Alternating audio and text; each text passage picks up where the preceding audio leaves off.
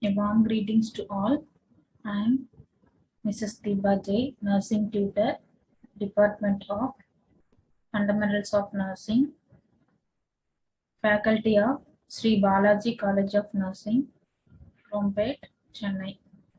My course name is Anatomy and Physiology. My topic is Physiology of the Kidney. Let's see about the kidney. The kidneys are among the most vital organs of the human body. Malfunction of the kidneys can lead to serious illness or even death. Each kidney has a very complex structure and function. They have two important functions, namely to flush out harmful and toxic waste products and to maintain balance of water, fluids, minerals and chemicals. Example, electrolytes such as sodium, potassium, etc. This is the human kidney anatomy. We are having both males and females. We are having two kidneys, right kidney and left kidney. In right kidney, we are having right renal artery, right renal vein. In left kidney, left renal vein and left renal artery. The two kidneys are connected with tube-like structure is called ureter. These two ureters are connected with urinary bladder. The urine will be excreted through the urethra. The urine will be found in the kidneys. After that, the urine will be passes through the ureter. The urinary bladder will be act as the reservoir of the urine. After filling of the urinary bladder, it will excreted through the urethra. Next, we can see about the structure of the kidney. The kidney produce urine by removing toxic waste products and excess water from the body. Urine formed in each kidney passes through the ureter, flows into the urinary bladder before finally being excreted through the urethra. Most people, males and females, have two kidneys. The kidneys are located at upper and back side of the abdomen on either side of the spine. They are protected from damage by the lower lip, ribs. The kidneys lie deep inside the abdomen, so normally one cannot feel them. During the palpation, normally we cannot feel the kidneys because it is lies deep inside the abdomen. The kidneys are a pair of vein-shaped organs. In adults, a kidney is about 10 cm long, 6 cm wide, and 4 cm thick. Each kidney weighs approximately 150 to 170 grams. Urine formed in the kidneys flow down to urinary bladder and then through the ureters. Each ureter is about 25 cm long and is a hollow tube-like structure made up of special muscles. The urinary bladder is hollow organ made up of muscles which lie in the lower and anterior part of the abdomen. It acts as a reservoir of the urine. Here we can see the structure of the kidney. This is the renal artery, renal vein. This is the venule, artery. Mild structure is called capillaries. This one is the renal pyramid, renal pelvis, and this is medulla. This tube-like structure is called ureter, and this is renal fascia and cortex. This part is called cortex. This is the structure of the kidney. The adult urinary bladder hold about 400 to 500 ml of urine. When filled to near capacity, a person feels the urge to pass urine. The urine in the bladder is excreted through the urethra during the process of urination. In females, the urethra is relatively short, while it is much longer in males. We consume different kinds and quantities and kind of food every day. The quantity of food, water, salts, acids in our body also varies every day. The continuous process of converting food into energy produces harmful toxic materials. Next, we can see about the functions of the kidney. The primary function of the kidney is to make urine and purify the blood. Each kidney removes waste materials and other chemicals which are not required by the body. Most important functions of the kidney is described below. Here we can see the functions of the kidney. A mnemonic, a wet bed aids in memory of kidney functions. A for maintaining acid-base balance. W for maintaining water balance. E for electrolyte balance. T for toxic removal.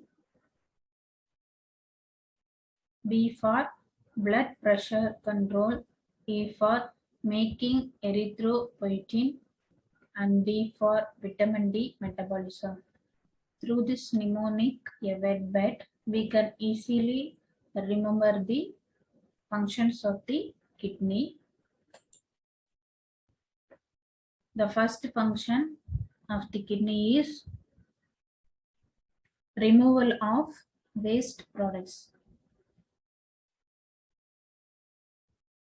Purification of blood by removal of waste products is the most important function of the kidney. The food that we consume contains protein.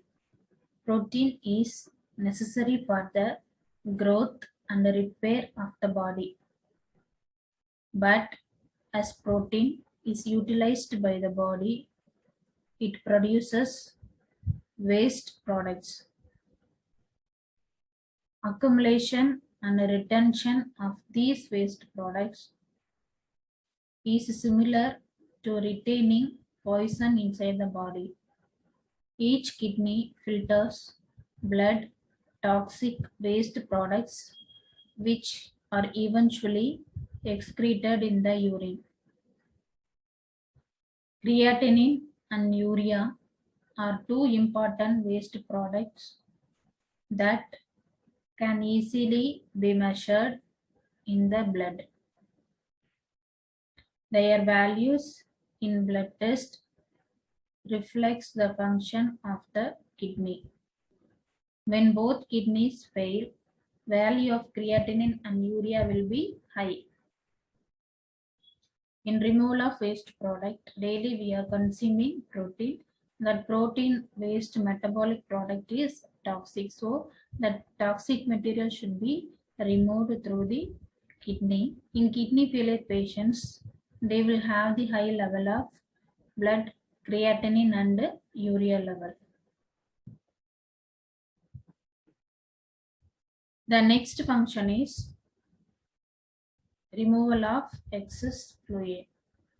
The second most important function of the kidney is the regulation of fluid balance by excreting excess amount of water as urine while retaining the necessary amount of water in the body. That is essential for living. When the kidneys fail, they lose the ability of removing this excess amount of water. The excess water in the body leads to swelling, so that the kidney failure patients will have the pedal edema and swelling all over the body because of accumulation of excess amount of water inside the body. Balance minerals and chemicals. The kidneys play another important role of regulating minerals and chemicals like sodium, potassium, hydrogen, calcium, phosphorus, magnesium, and bicarbonate, and maintains normal composition of body fluid. Changes in the sodium level can affect person's mental state, while changes in the potassium level can have serious adverse effect on the rhythm of the heart as well as functioning of the muscles. Maintenance of normal level of the calcium and phosphorus is essential for healthy bones and teeth.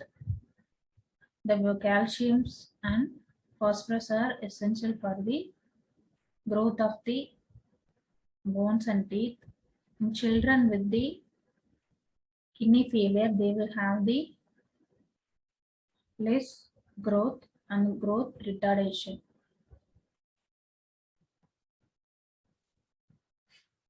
Control of blood pressure. The kidneys produce different hormones like renin, angiotensin, aldosterone, prostaglandin, etc., which help regulate water and salt in the body, which plays vital role in the maintenance of good blood pressure control. Disturbances in hormone production. The regulation of salt and water in a patient with kidney failure can lead to high blood pressure. The kidneys are producing renin, angiotensin, aldosterone, prostaglandin. So these hormones is essential for the salt and water balance in our body. In the case of kidney failure, patients will have the high blood pressure. The next functions of the kidney is red blood cell production. Erythropoietin is another hormone produced in the kidneys. It plays an important role in production of red blood cells, that is RBC. During kidney failure, production of erythropoietin is decreased, which in turn leads to decreased production of RBC, resulting in low hemoglobin, that is anemia. This is the reason why in patients with kidney failure, the hemoglobin count does not improve despite supplementation with iron and vitamin preparations are given. The red blood cell productions, the kidneys are plays an important role in production of erythropoietin, which is essential for the red blood cell production. And patients with the kidney failure, they will have the low hemoglobin, so that doctors are prescribing iron and vitamin supplements for the kidney failure patients. For the healthy bones, the kidneys convert vitamin D into active form, which is essential for the absorption of calcium from food, growth of the bones and teeth, and keep the bones strong and healthy. During kidney failure, decreased active vitamin D leads to decreased growth of bones, and they also become weak. Growth retardation may be a sign of kidney failure in children. In the healthy bones, the kidneys are very essential for the synthesis of vitamin D. This is important for the absorption of calcium from our bone. Calcium is essential for the growth of the bones and the teeth. In case of kidney failure, the children are having growth retardation. The next important functions of the kidney is urine formation. In the process of blood purification, the kidneys retain all necessary substances and selectively remove excess fluid, electrolytes, and waste products. Let us understand this complex and amazing process of urine formation. Every minute, 1200 ml of blood enters the kidneys for purification, which is 20% of total blood pumped by the heart. So, in one day, 1700 liters of blood is purified. This process of purification occurs in small filtering units known as nephron. Each kidney contains about 1 million nephrons, and each nephron is made up of glomerulus and tubules. In urine formation, we are having millions of nephrons in our kidney. In nephrons plays an important role in urine formation. Glomeruli are filters, which is a tiny pores with the characteristics of selective filtration. Water and small sized substances are easily filtered through them, but larger sized red blood cells, white blood cells, platelets, protein, etc.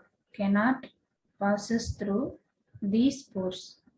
Therefore, such cells are normally not seen in the urine of healthy people. In nephrons, glomeruli are filters the very tiny pores. Through these tiny pores, the small substances will be filtered. But the normal people, the red blood cells, white blood cells, and protein will not be filtered. So, normal healthy person's urine, we cannot see these materials. The first step of urine formation will take place in the glomerulus.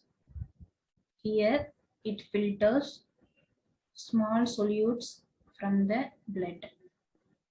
And next step is proximal convoluted tubule. Here, reabsorbs iron, water, and nutrients, removes toxins, and adjusts filtrate pH. Third step is descending loop of Henle. Here, the aquaporins allow water to pass from the filtrate into the interstitial fluid. The next steps ascending loop of Henle. It will reabsorb the sodium and chloride from the filtrate into the interstitial fluid.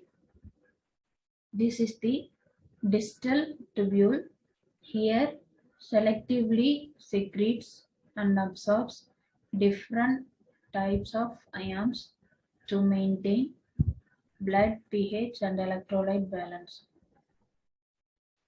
First steps takes place in the glomerulus, and the next steps take place in the proximal convoluted tubule. Then this is the descending loop of Henle, and here the ascending loop of Henle. This one is the distal tubule. Here the collecting duct reabsorbs the solutes and water from the filtrate. After the urine formation from the kidneys are excreted through the ureter, then urinary bladder, it will collect the urine. After filling of the urine, next it will excreted through the urethra. In the normal people, urine will be clear. The pH should be 5 to 6. The specific gravity will be 1.024. The output of the normal person will be 0.4 to 2 liters per day. In every day, 170 to 200 liter blood is purified in our kidney. This is the picturized form of urine formation. The kidney's chief function is to remove waste and harmful products and excess water from the urine. The first step of urine formation occurs in the glomeruli, where 125 ml per minute urine is filtered. It is quite atonizing, that is 24 hours why 180 liters of urine is formed. It contains not only waste product, electrolytes and toxic substances, but also glucose and other useful substances.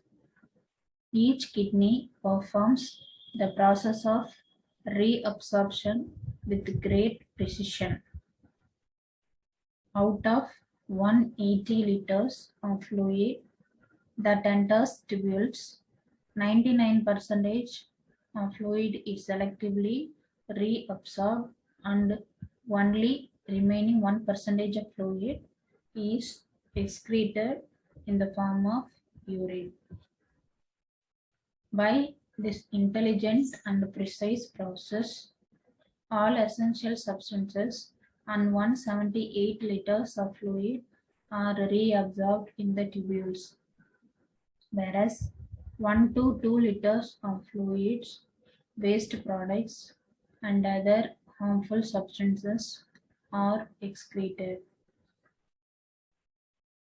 Urine formed by the kidneys flows to the ureters and passes through the urinary bladder and is finally excreted through the urethra. Next, we can see about the abnormalities in urine output. First one, oliguria. It is defined as reduced urine output below 400 ml per day.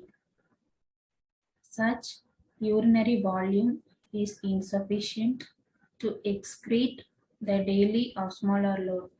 It occurs often in the clinical setting and may caused by pre-renal, renal, or post-renal and renal failure. Next one is the polyuria. Polyuria is defined as increased volume of urine, that is more than 3 liters of urine per day.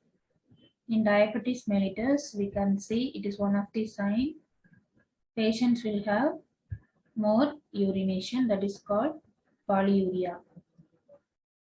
The next abnormality is anuria. Anuria is the condition which when a person is unable to pass urine or passes an insufficient amount of urine which is less than 100 milliliters in 24 hours. This may be due to an underlying cause like low blood pressure due to excessive blood loss, severe diarrhea, vomiting, and severe infection.